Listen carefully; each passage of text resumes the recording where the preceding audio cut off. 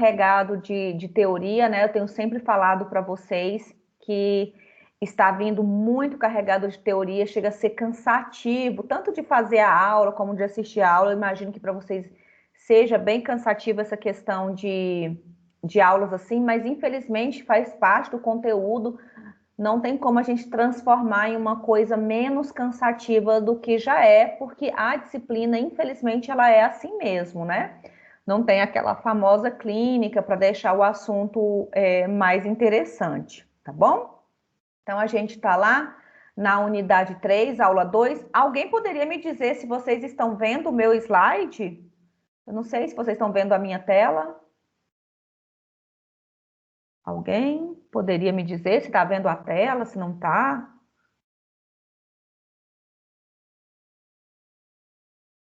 Ninguém me diz se a gente está vendo a tela.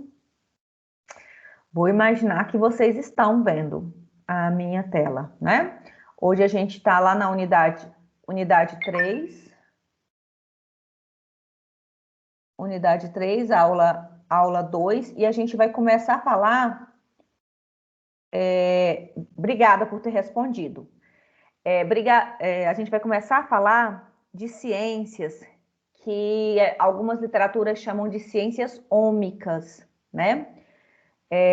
Tem a genômica, e a gente vai metabolônica e proteônica, e aí tem um monte de ciências ômicas, e hoje a gente vai trabalhar aí o sentido, né?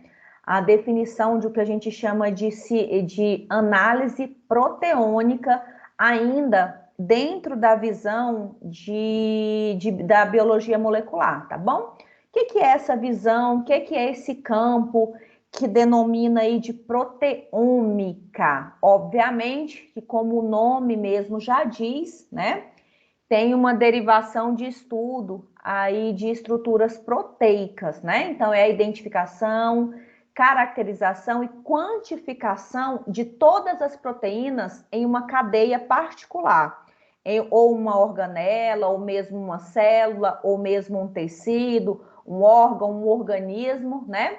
Que tem aí essas proteínas que podem ser estudadas e tem o objetivo de fornecer o quê? Dados confiáveis para o entendimento de determinado sistema, tá? Então, eu vou estar estudando aqui na ciência da proteômica, eu não vou estudar o material genético no sentido de DNA, RNA, eu vou estudar de fato a composição genética aí de uma proteína ou de um conjunto de proteínas, porque na proteômica as proteínas são estudadas em larga escala, tá? Enquanto lá na biologia molecular a gente trabalha com pouco material genético, quando a gente fala de proteômica, a gente está falando aí de um ramo que trabalha com proteínas em longa escala. E só para efeito de curiosidade, né?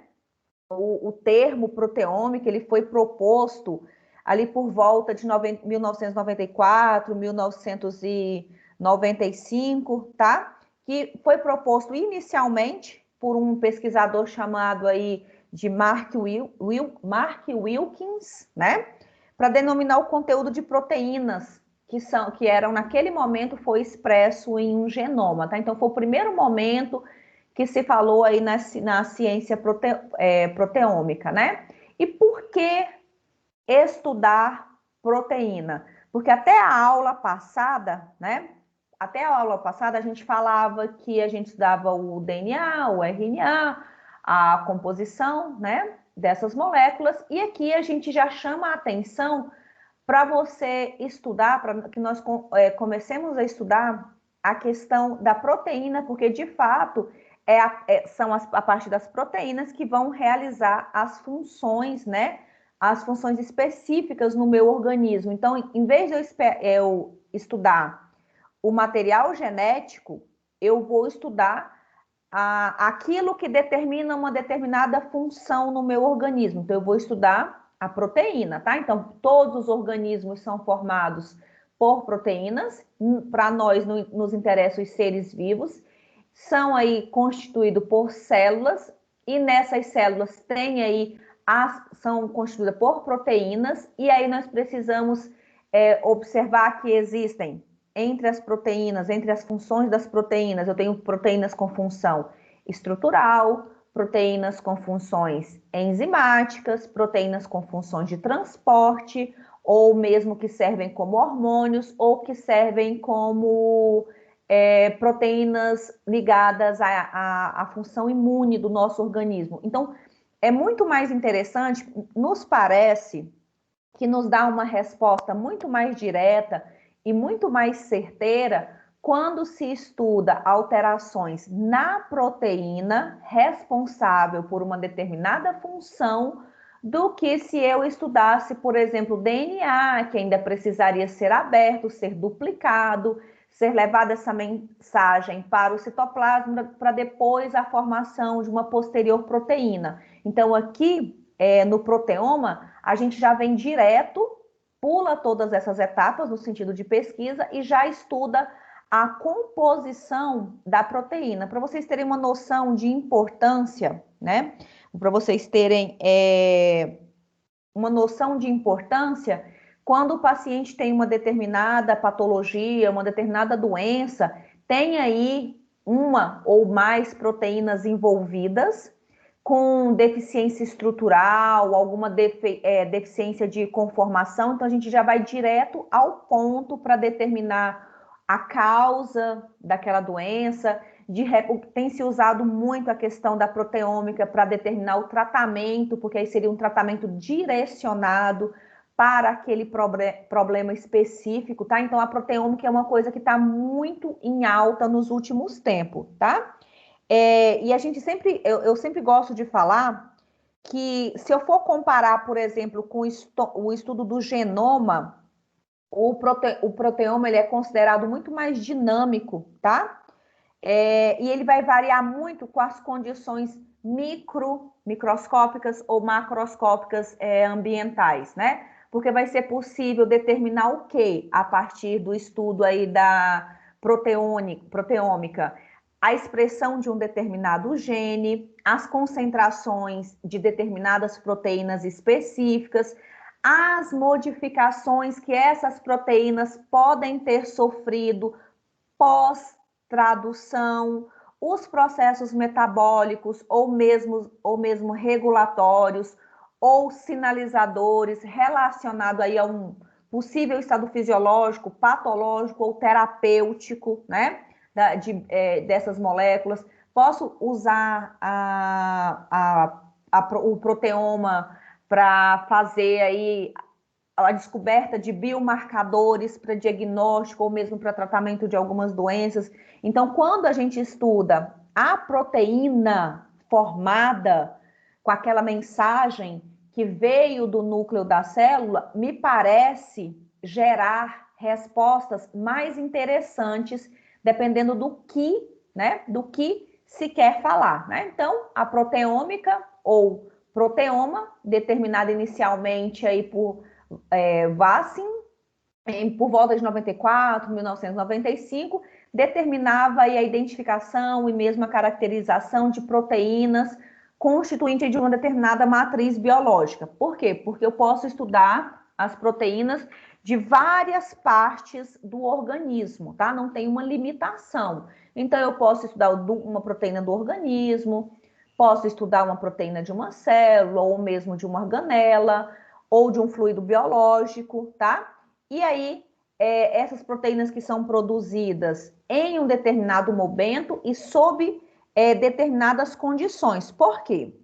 O principal foco aqui que eu vejo de estudo aí, no estudo proteômico é conseguir estudar as proteínas em um determinado momento patológico do paciente. Então, ele tem uma determinada patologia, uma determinada doença, e naquele momento as proteínas apresentam uma certa modificação. Eu tenho ali a síntese de proteínas diferentes do tradicional. Então, nesse momento, seria extremamente relevante fazer um estudo mais aprofundado dessa proteína para que a gente tivesse resposta sobre a patologia, sobre uma possível forma de tratamento para o paciente, seria bastante interessante, tá? Então, aqui as ciências ômicas, né, as nomenclaturas ômicas, tem a genômica, que estuda o DNA, os genes, que é o que a gente tem estudado até agora. Tem a transcriptônica, que estuda o RNA, a proteômica, que estuda a proteína, que é o que a gente está fazendo aqui agora, tá? E tem também a ciências metabolômica, que estuda justamente os metabólitos, né, que são gerados aí após a utilização de uma determinada proteína, por exemplo. Então, eu estou saindo daquele momento onde, se eu estava estudando a minha cadeia de DNA, ou mesmo o meu RNA ribossomal, ou RNA transportador, ou RNA mensageiro, para estar estudando agora diretamente a proteína envolvida em uma determinada função, tá? Então, me parece importante, mais importante utilizar aí a proteômica em alguns momentos do que o estudo da genômica. Me parece gerar respostas mais interessantes, né? E qual que é a dinâmica para que se consiga fazer aí um estudo do proteoma, estudo de um conjunto de proteínas, visto que às vezes a gente não está estudando uma única proteína, eu estou estudando proteínas em larga escala, tá certo? Então eu tenho que levar em consideração aí fatores epigenéticos como a temperatura, o estresse, doenças e alimentação. Ah, eu quero verificar a presença de uma determinada proteína num paciente com Alzheimer. Eu quero determinar, avaliar uma determinada proteína num paciente com a síndrome não sei o quê. Então, vamos estudar a proteína para verificar qual é a alteração para aquele grupo de paciente, para aquela determinada patologia. Então, em vez de eu estudar ali a fita de DNA, o que tem nela, ou no RNA mensageiro, eu vou estudar diretamente aqui a proteína. Vou estudar aí o que está acontecendo com ela, se existe algum tipo de modificação, algum tipo de degradação que justificaria a condição patológica daquele paciente, tá? E aí a gente tem que lembrar que para chegar na proteína, lembra que a molécula de DNA vai ser aberto, né?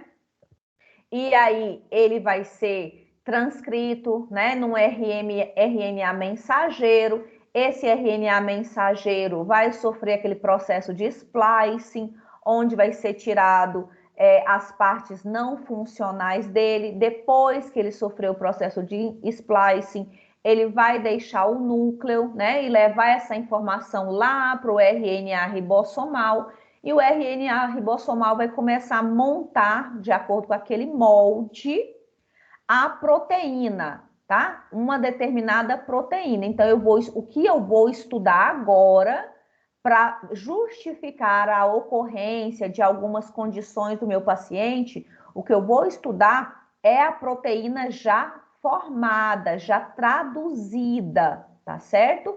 Depois da tradução, eu vou aqui observar essa proteína e observar se existe alguma coisa que justifique uma determinada patologia no paciente, tá? E quais são as principais lições que a gente tira aí dos projetos genômicos que a gente deve levar em consideração? Primeiro, a complexidade que a gente vem observando, né, a complexidade evolucionária da evolução não é determinada, né, pelo maior número de genes. Então, não é aquele organismo que tem o maior número de genes que ele é o mais complexo, tá? Na verdade, o que determina, hoje a gente sabe que o que determina a complexidade de um organismo é a quantidade, é o número, é a variação de proteínas que são sintetizadas por aqueles organismos, tá certo? Inclusive, existem organismos muito mais primários que o humano e que possuem uma quantidade de genes muito superior. Isso não quer dizer que eles sejam mais complexos, tá? A complexidade tem a ver com a quantidade de proteínas que são aí sintetizadas por esse organismo, tá? E essa quantidade de proteínas, né, essa complexidade, é alcançado pela geração aí de múltiplas proteínas a partir de um único gene, porque a gente sabe que um único gene consegue gerar mais de uma proteína, tá? Por exemplo, diferentes combinações de exons pelo processo de splicing alternativo pode gerar proteínas diferentes. A gente já tinha trabalhado isso antes, tá? O processamento que acontece após a tradução, por exemplo, clivagem de peptídeos, né, alteração na sequência de peptídeos, vai dar origem a uma proteína diferente. Modificações pós-tradicionais, por exemplo, acetilação, glicosilação, que algumas moléculas vão sofrer, podem dar origem a uma proteína diferente.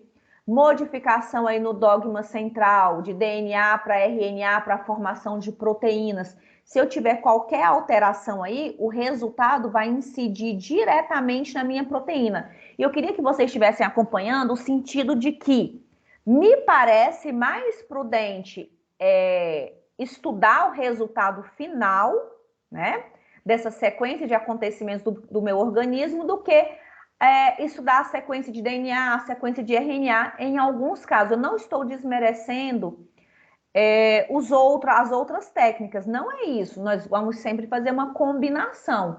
Mas se eu pensar de forma bem crítica, me parece que o estudo de proteínas, da proteína em si, ela é muito mais interessante dependendo do caso de cada paciente, né? Aí a gente sabe que é importante, então, realizar análise a partir dos produtos do gene e não tanto dele mesmo. O que eu estou acabando de dizer? Me parece muito mais razoável estudar diretamente a proteína, não é?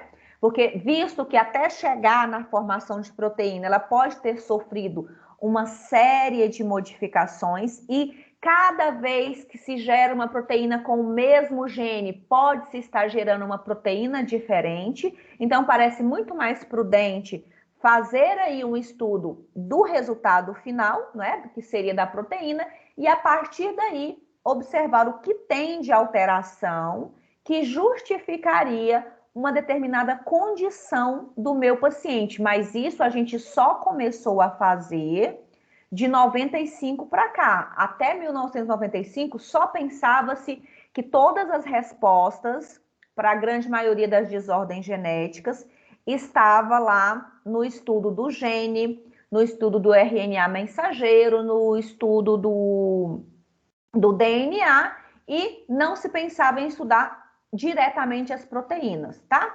Então, por que? A pergunta é, por que estudar proteínas? Porque a proteína é a responsável pela função final do que você quer estudar. É o desenvolvimento de uma função motora, é uma formação de determinada tumor, célula cancerígena, uma determinada desordem Alzheimer ou qualquer outra doença. Então, a responsabilidade final de fazer isso aí é a proteína. Só que o que acontece? Por que não adianta eu estudar o DNA? Vou estudar o DNA da célula, porque eu vou encontrar.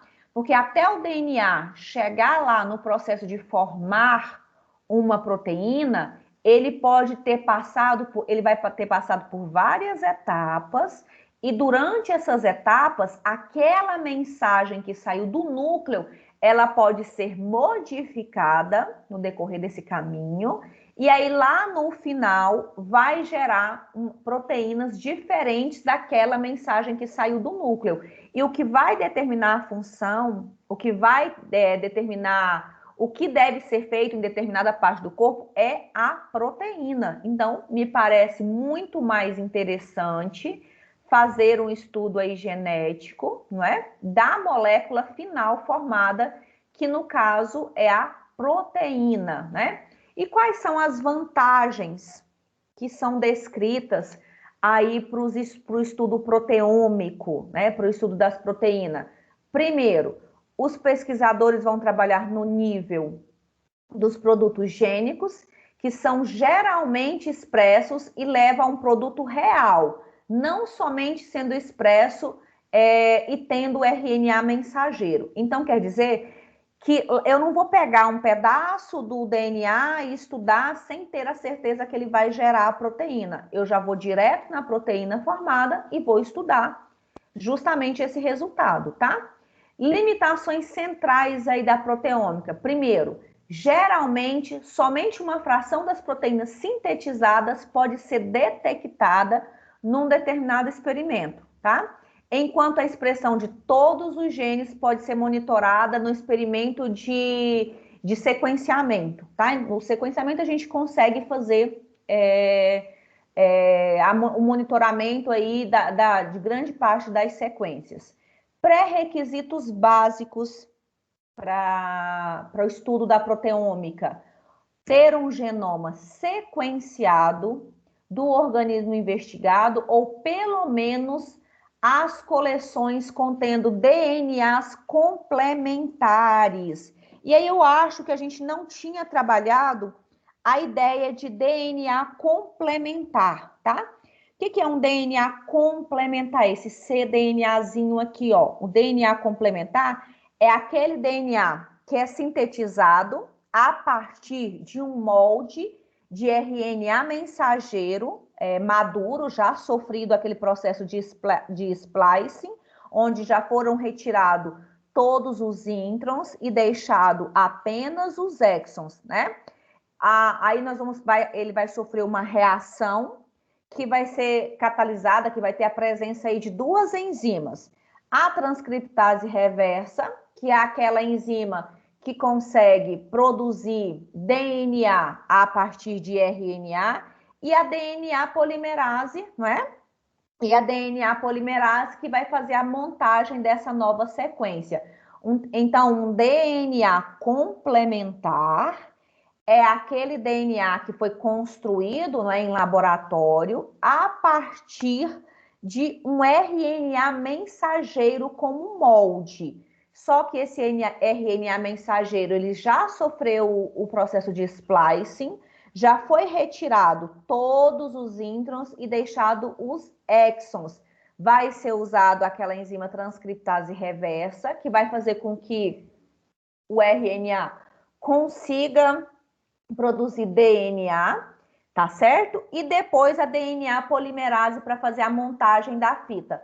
Tudo isso em laboratório, tá? Então, eu vou ter ali como resultado um DNA final, que ele é a cópia do RNA mensageiro, porém, sem aquelas regiões que não codificam nada, sem os introns, tá? Então, parece um estudo mais verdadeiro. E como é que a gente pode começar isso aí? Como é que a gente vai começar a fazer esse estudo experimental para fazer o estudo da proteômica? Primeiro, nós temos que separar, né, essas proteínas. Existem duas metodologias mais conhecidas para fazer a separação das proteínas. Uma é a eletroforese 2D e a outra é a espectrometria de massa, tá?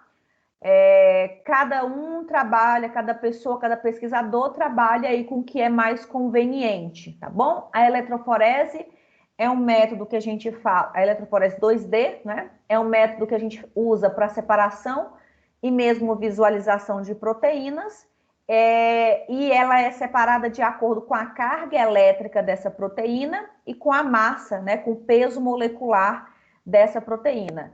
Já na espectrometria de massa, a análise ela é dita de mais alta confiabilidade, né, para a identificação de proteínas. E aí a gente passa por etapas de fragmentação das proteínas para depois serem analisados os peptídeos, que são aquelas porções menores, tá? Então tem essas duas ideias para a gente começar a trabalhar aí as proteínas, tá? Aqui, numa eletroforese 2D, né? Na primeira dimensão, vai haver a separação da proteína baseada no ponto isoelétrico dele, né? Vai ser utilizado o que a gente chama de gel com gradiente de pH imobilizado para essa proteína conseguir correr. Vai ser colocada ali uma corrente elétrica que vai fazer com que essas proteínas que vão estar carregadas, né, negativamente consigam se movimentar até o ponto isoelétrico, tá bom? Aí, aqui é igual, muito semelhante ao que a gente já tinha feito na eletroforese. Depois a gente vai fazer a separação, a precipitação dessa proteína, tá? Então, vamos colocar essa amostra biológica, pode ser sangue, pode ser provinda aí de um tecido. Vamos colocar para correr para fazer a separação. A separação por carga, né? Nós vamos ter aí a migração das proteínas. No caso do ponto isoelétrico, elas vão migrar, geralmente elas migram para o centro do campo, né? Porque elas não vão para um polo mais positivo ou para um polo mais negativo. Ela vai para um ponto de equivalência e aí seria o que a gente chama de ponto isoelétrico, tá? Porque elas não estão carregadas negativamente, então elas vão migrar para o meio, tá bom? Que mais? Primeira dimensão. E a segunda dimensão? Separação dessas proteínas de acordo com a massa, tá? Então, vai ser colocado aí num gel de SDS, que vai conseguir desnaturar essa proteína, tá? O movimento vai ser devido à massa, ao peso da proteína e não à carga, porque ela não vai ter uma carga. É só um protocolo de eletroforese, tá bom? Aqui vai colocar elas para correr, correu no gel, vai fazer a identificação e numa segunda etapa, depois da eletroforese, seria então interessante fazer uma espectrometria de massa para confirmar as informações sobre aquela determinada proteína, tá? Quais são as vantagens e as desvantagens de fazer uma eletroforese 2D? Primeiro, vantagem: boa resolução para proteínas, detecção de modificações pós-transcricionais, né? Se houve alguma modificação. Porém, não funciona bem para proteínas que são altamente hidrofóbicas, é limitado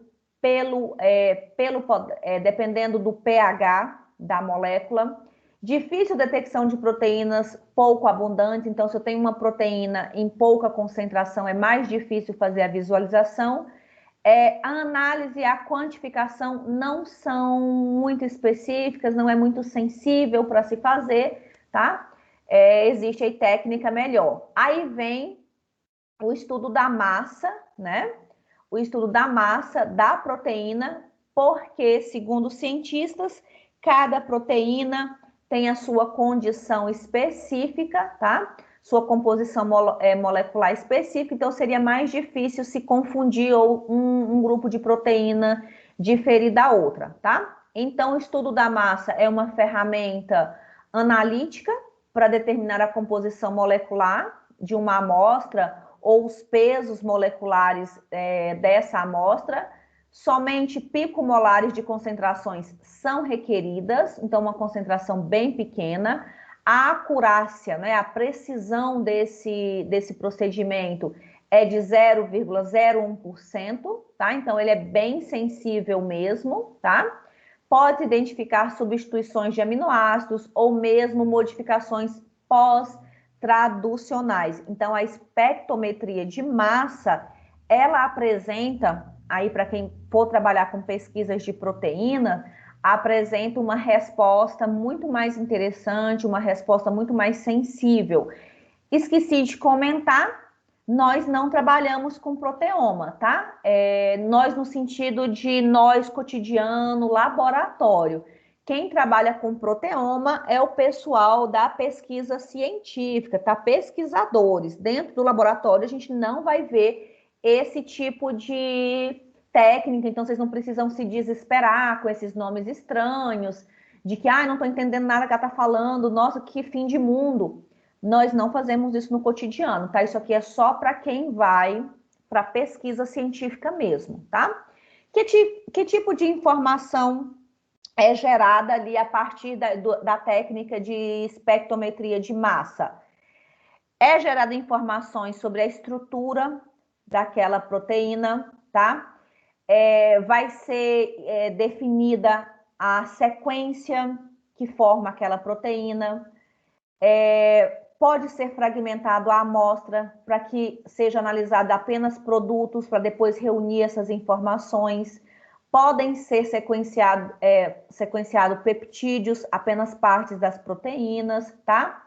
Podem ser identificados compostos individuais em misturas muito complexas. O que é isso? Eu pego uma amostra biológica e não se separa exatamente a proteína que se quer observar ali, mas com estudo de espectrometria de massa dá para fazer a separação de uma proteína específica que está misturada ali num monte de proteínas, tá bom? A gente consegue fazer isso. Como funciona essa espectrometria? São 3 partes fundamentais. Uma que a gente chama de fonte de ionização, o analisador a termo e o detector, tá certo? As amostras, elas são fáceis de manipular quando estão ionizadas. A separação do analisador vai ser de acordo com a razão de massa para carga, tá? A detecção dos íons em separado e abundância, e vai ter abundância relativa. Os sinais são enviados ao sistema de dados e apresentados por um espectro. O que é isso? Tudo que eu estou falando aqui, ele não vai ser lido na espectrometria de massa, ele não vai ser lido a olho nu, tá? Todas as informações geradas, todos os espectros de luz geradas, vão ser enviadas para um sistema de informatização, inclusive existem bancos de dados já para análise de proteínas, para que sejam comparadas informações, para que se possa ter o resultado, tá? Então, eu tenho um analisador, o detector e o ionizador, estão em vácuo para evitar o movimento indesejado de íons dentro do equipamento, tá bom? A operação geralmente está sob o controle de um sistema informatizado, pronto para trabalhar somente com essa questão de separação de proteínas, tá? Tem aí a etapa de introdução da amostra e ionização, né? Que pode ser uma ionização direta ou via cromatografia para separação de componentes. A gente já trabalhou o HPLC de alta performance, né? Essa ionização é o que o próprio nome está dizendo, que pode resultar aí em íons que estão positivamente carregados, né? Geralmente as proteínas, ou negativamente carregados, que geralmente são os sacarídeos ou oligonucleotídeos, tá? Então, vai haver ionização com íons positivos e íons negativos. Quais são as metodologias de ionização que existem disponíveis aí no mercado? Tem N possibilidades. APCI, CI, EI, ESI, essa é a técnica mais utilizada. Então, tem N probabilidade de ionização de amostras para que elas possam ser estudadas, tá? E a detecção desses íons depois da ionização da amostra, como é que faz? A gente vai ter ali um detector, né, que vai monitorar aqueles íons, que vai amplificar aquele sinal e vai transmitir para o sistema, para que eles possam, então, ser interpretados, tá? E aí, tem vários detectores, os mais comuns, o fotomúltipler, o electron múltipler também, o microchannel, são os mais utilizados, mas hoje no mercado, como isso aqui anda a passos muito largos, a gente tem N probabilidades aí de equipamentos, de sistemas que são utilizados aqui na questão do proteoma ou de qualquer outra condição para diagnóstico molecular, para diagnóstico genético, tá? Então, a espectrometria de massa, ele é visto como uma metodologia muito poderosa para tanto analisar a estrutura de compostos orgânicos, tá? Para dar devidas informações, porém a gente sabe que, como qualquer técnica, também possui o que a gente chama de limitações, tá? O que são as limitações? Nada pode ser caracterizado se não tiver em uma solução devidamente limpa. Por quê? Porque a presença de contaminantes vai gerar interferências na resposta que se quer obter ali, tá bom? A técnica não tem habilidade de apresentar uma análise seletiva de uma mistura muito complexa. Então, é preciso, seria interessante que primeiro você separasse o que você quer identificar. Para moléculas grandes, resultados são difíceis de interpretar, e é por isso que dentro dessas tecnologias é interessante quebrar, né, fragmentar algumas moléculas para que elas possam ser estudadas. Porque em todas as aulas mais práticas que a gente tem, eu pelo menos sempre comento que proteína é uma molécula muito grande e muito pesada. Então, dependendo do tipo de proteína que você quer estudar, que vai ser pesquisada, antes que se consiga estudar, ela precisa ser fragmentada para depois ela conseguir ser estudada, determinar a composição molecular dela, para que a gente consiga observar as alterações, se for o caso, né? Se tiver alterações aí. Aí existe o que a gente chama de sequenciamento de peptídeos, que são peptídeos de até 2 kilodaltons, né, de tamanho, ou menos, eles dão melhores resultados. Então, moléculas melhores, a leitura é melhor.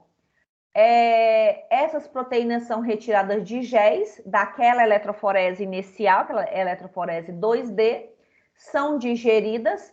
Quando eu falo digeridas, elas, na verdade, elas são fragmentadas por enzimas que a gente chama de enzimas proteolíticas, né? Enzimas digestivas. Tripsina, por exemplo, é uma delas. Vai digerir, vai quebrar em moléculas menores. E aqui, ó, peptídeos fragmentados nas ligações peptidoglicanas, né?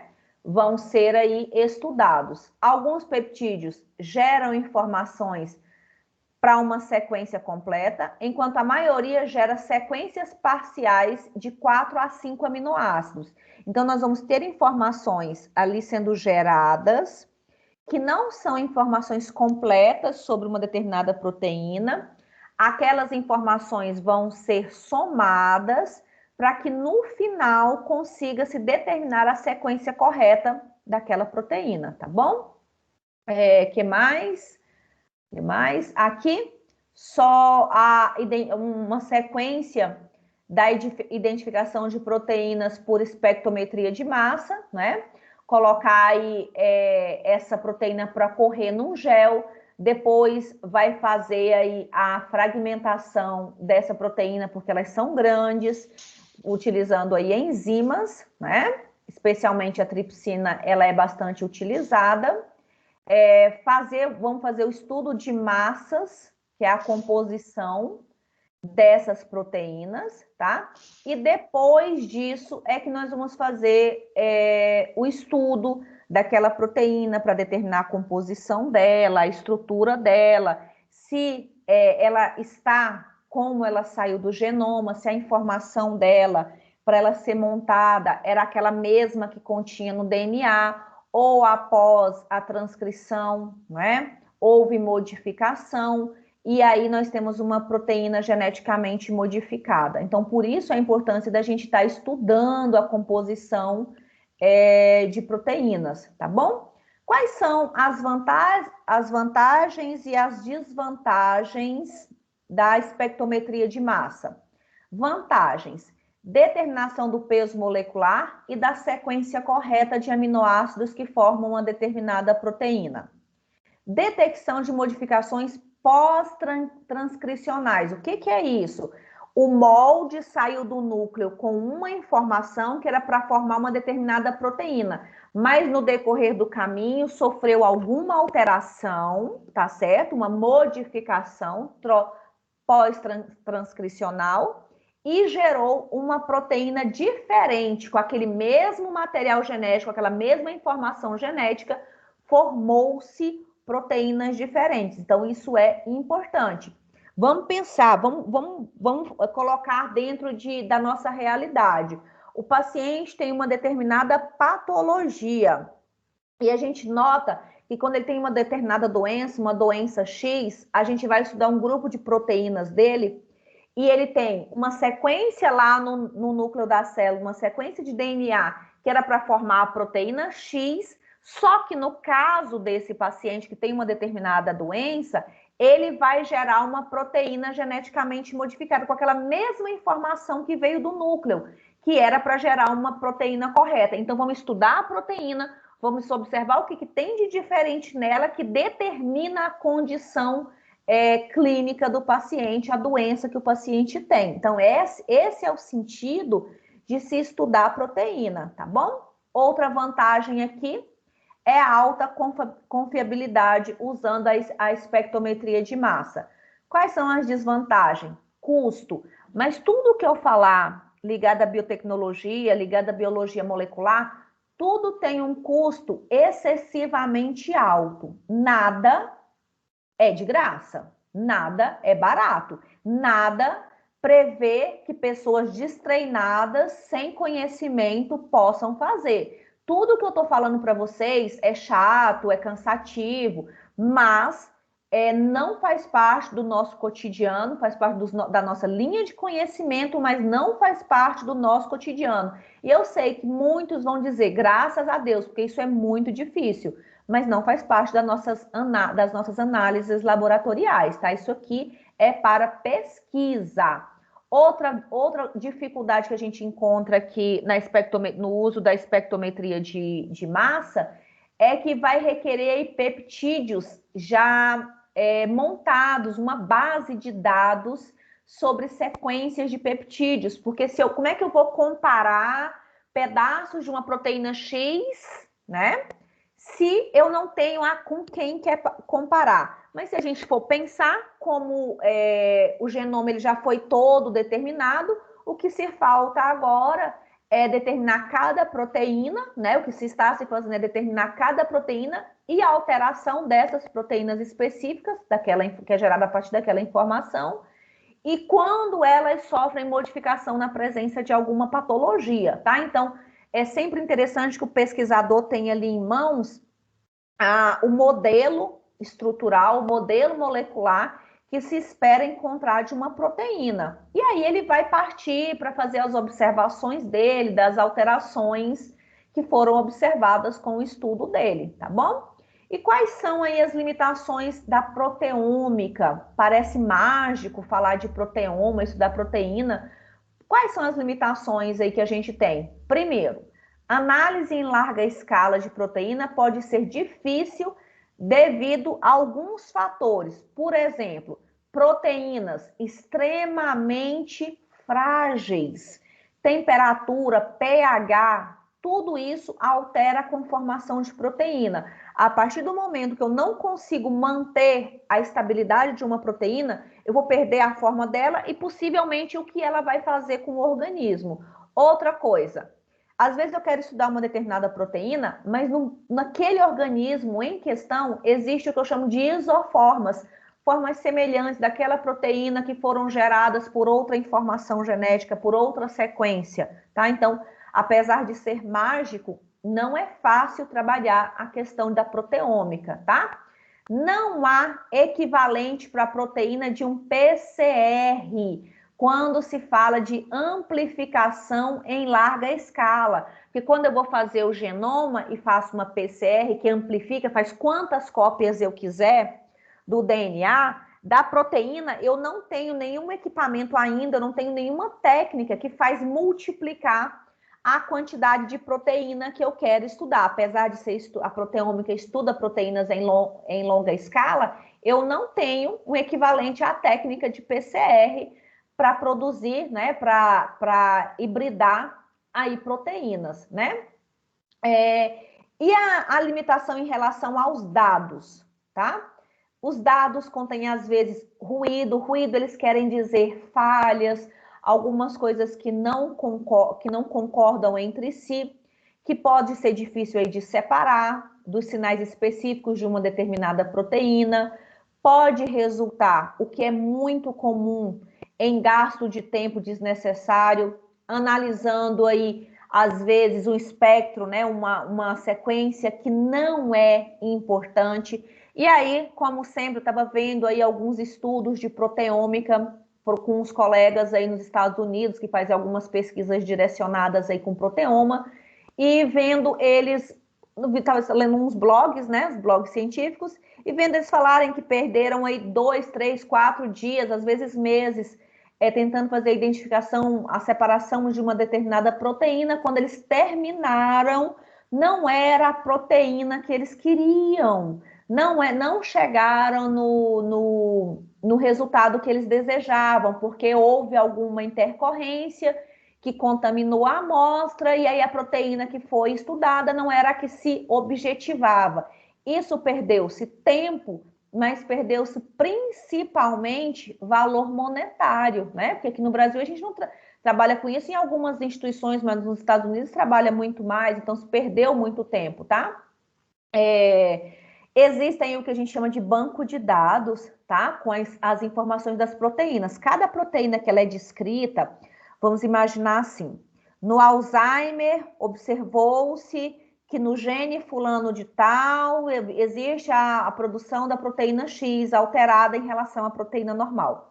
Então a gente tem aí bancos de dados, né, que são armazenados essas informações. E num futuro não muito distante, né, distante, mas não tanto assim, eu acredito muito que vai ser possível encontrar a causa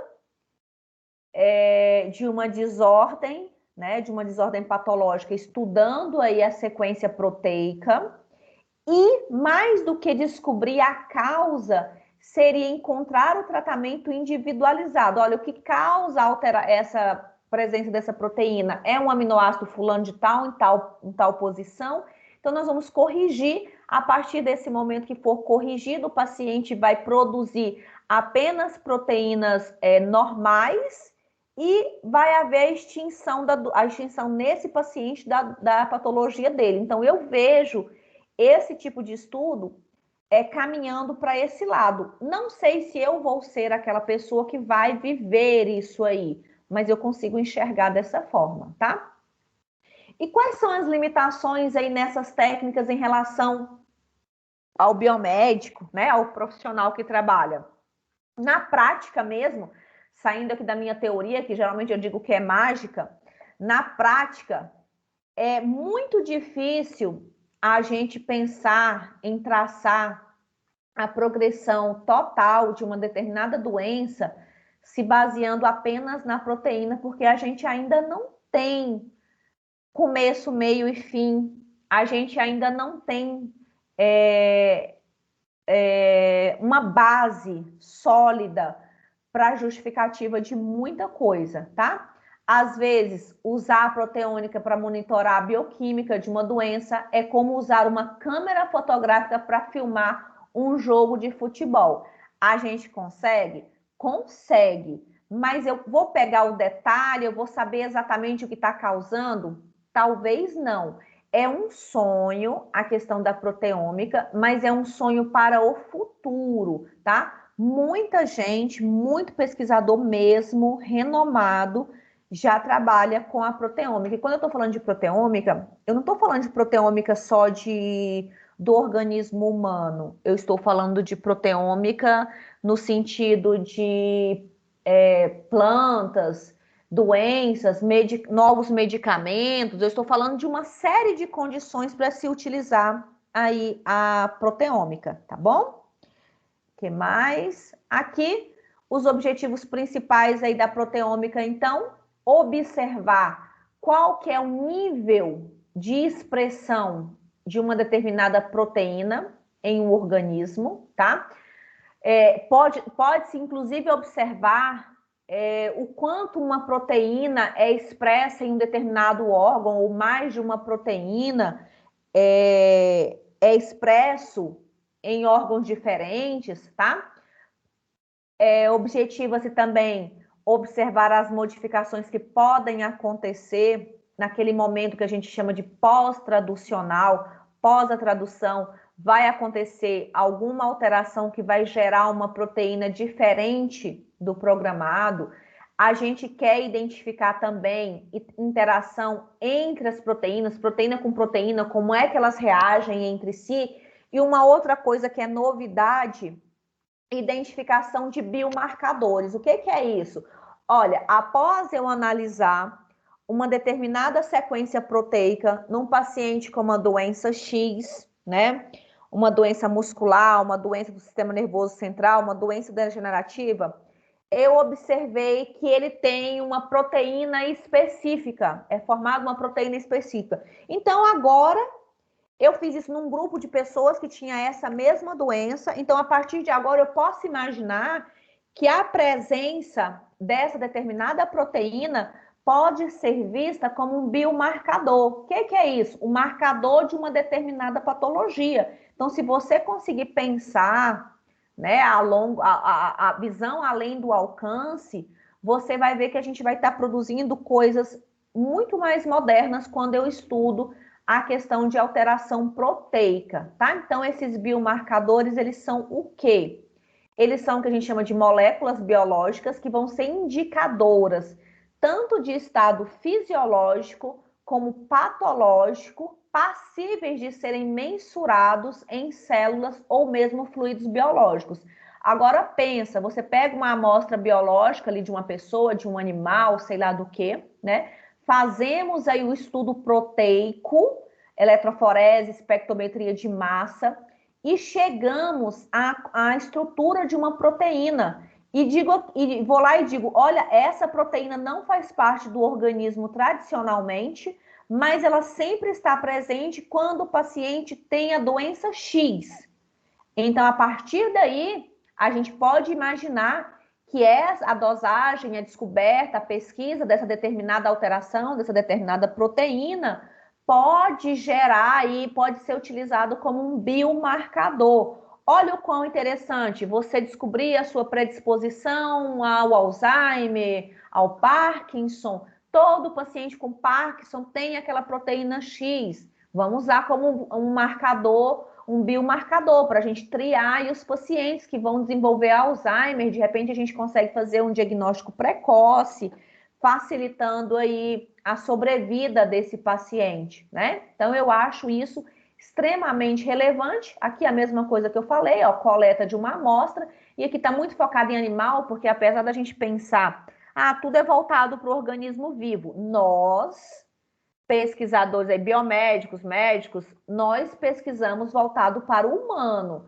A medicina veterinária para os animais, os biólogos para animais e para plantas, mas está todo mundo pensando, todo mundo trabalhando a ideia de se pesquisar proteínas, inclusive para se utilizar como biomarcadores, tá? Então, a coleta, uma amostra, nós vamos fazer a separação, a identificação dessa proteína, para que a gente possa posteriormente utilizá-la como um biomarcador, tá? E aí, a abordagem, só para a gente ter uma noção de complexidade, de como que se faz, né? A coleta de amostras, ela pode ser feito de organismos unicelulares, né? Fase do tecido, a gente precisa observar ali a fase do ciclo celular que aquela célula está, ou mesmo a condição de cultivo, se for de célula que for adquirida a partir de um cultivo celular. Podemos fazer aí a identificação dessa proteína a partir de células, tecidos de organismos pluricelulares, através de biópsias, né? Cultura de tecido, que mais? Pode-se utilizar os fluidos biológicos, só que a gente sabe que os fluidos biológicos eles podem determinar uma complexidade maior, porque ali eu posso ter várias proteínas dispersas e não apenas aquela que eu desejo pesquisar, tá bom? E aí, a separação dessas proteínas pode ser feito por eletroforese bidimensional, que a gente acabou de falar, pode ser seguida de uma espectrometria de massa, tá? E daí a gente vai fazer os estudos fisiológicos, patológicos comparativos, quantitativo, qualitativo, quanto tem daquela proteína, como é aquela proteína que foi separada. Vamos caracterizar aquela proteína para afirmar que de fato ela está presente na presença de uma doença fulana de tal, tá bom? E pode ser separado também pela aquela cromatografia líquida de alta performance, que a gente já trabalhou em outra aula, seguida da etapa de espectrometria de massa, tá? E aí a gente pode fazer recuperação dessa amostra. Depois disso, a gente vai fazer análise funcional, estrutural ou mesmo bioquímica da proteína que foi separada. Trocando em miúdos, não é fácil trabalhar com proteína, assim como não é fácil trabalhar com nenhuma outra amostra para separar o material genético. Porém, a gente sabe que é necessário para que haja novas descobertas, tá? Aqui eu coloquei para vocês separadinho, né?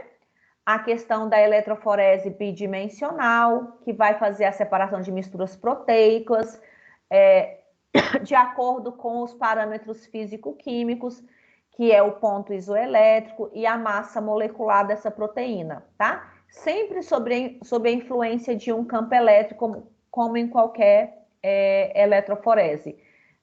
Num primeiro momento, focalização isoelétrica, ou seja, encontrar ali o ponto isoelétrico da proteína. Num segundo momento, proceder à eletroforese, né, num gel, e depois a gente vai observar a separação dessas proteínas de acordo com o tamanho, de acordo com a massa molecular. Vamos lembrar? As proteínas mais pesadas, né, aquelas moléculas mais pesadas, elas vão migrar mais vagarosamente. Aquelas moléculas menores, elas costumam migrar mais rapidamente, com maior facilidade, vão parar em pontos diferentes do gel e isso vai permitir aquela separação. Depois da eletroforese, obviamente, a gente vai passar para a próxima etapa, tá bom? Aqui, ó, a corrida eletroforética, semelhante àquela ideia que a gente já trabalhou de eletroforese. Depois a gente vai revelar, tá? Pode ser revelado com o corante, o cromazia coloidal ou fluorescente, de acordo com o que se estiver trabalhando.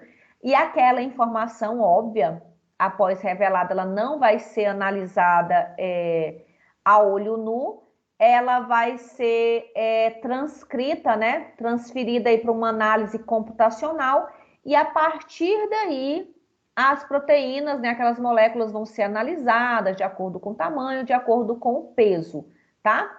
Para que se determine quem é a proteína, se ela está presente sempre, se ela não está, tá bom?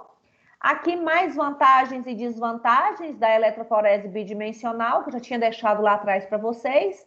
Quantificar a expressão de uma proteína como vantagem, analisar modificações pós-traducionais, avaliação de várias proteínas ao mesmo tempo, as limitações, as dificuldades que a gente vai encontrar, reprodutibilidade, dependendo da amostra que a gente for utilizar ali, da amostra biológica.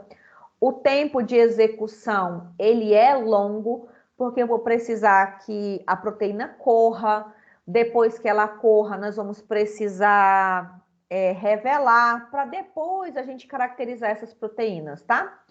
Não é um método 100% automatizado, ele é mais arcaico, tá?